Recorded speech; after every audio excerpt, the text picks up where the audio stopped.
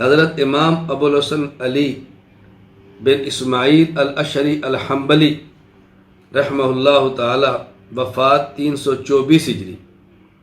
حضرت کا مناظرہ ہوا معروف معتزلی ابو علی الجبائی وفات 303 ہجری سے۔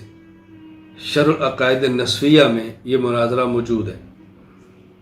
چونکہ معتزلہ کے ہاں یہ نظریہ اور عقیدہ ہے کہ جو چیز بندہ کے لیے مفید ہو اللہ تعالیٰ کے اوپر اس چیز کو اب وجود دینا واجب ہے۔ کہتے ہیں اصلح للعباد اللہ پر واجب ہے، جو چیز بندوں کے لیے مفید ہے اس کا وجود اللہ پر لازم اور واجب ہے۔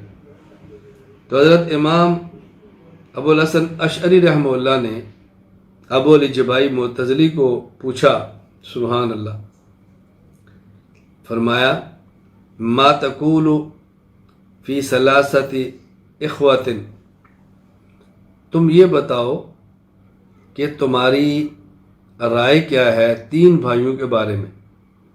ایک بھائی نیک ہے، ایک مجرم ہے اور ایک بچپن میں فوت ہوا۔ اب جو نیک تھا وہ تقوی کے ساتھ دنیا سے گیا تو اس کو اللہ تعالیٰ ثواب دیں گے، جنت۔ نافرمان گناہوں کے ساتھ گیا اس کو جہنم دیں گے، عذاب۔ اور جو شخص بچپن میں فوت ہوا اب اس کو کیا دیں گے؟ ان تینوں کو اللہ تعالیٰ کیا دیں گے؟ ایک جوانی میں فوت ہوا اور نیک تھا، جوانی میں فوت ہوا تو برا تھا، ایک بچپن میں فوت ہوا، کیا دیں گے؟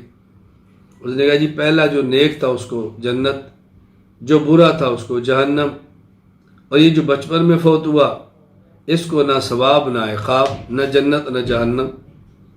حضرت امام اشعری فرمانے لگے اگر یہ جو چھوٹا ہے بچہ یہ کہے اے اللہ مجھے آپ نے کیوں بچپن میں موت دے دی، آپ نے مجھے جوانی تک کیوں نہیں رکھا، میں نیک اعمال کرتا اور آج مجھے بھی جنت ملتی، تو کہتے ہیں اللہ تعالیٰ فرمائیں گے کہ میرے علم میں تھا اگر تو بڑا ہوتا تو تو نافرمان بنتا اور جہنم میں جاتا، اس لیے میں نے تیرے لیے یہی بہتر تھا کہ تجھے بچپن میں موت دے دوں، یہ بہتر تھا۔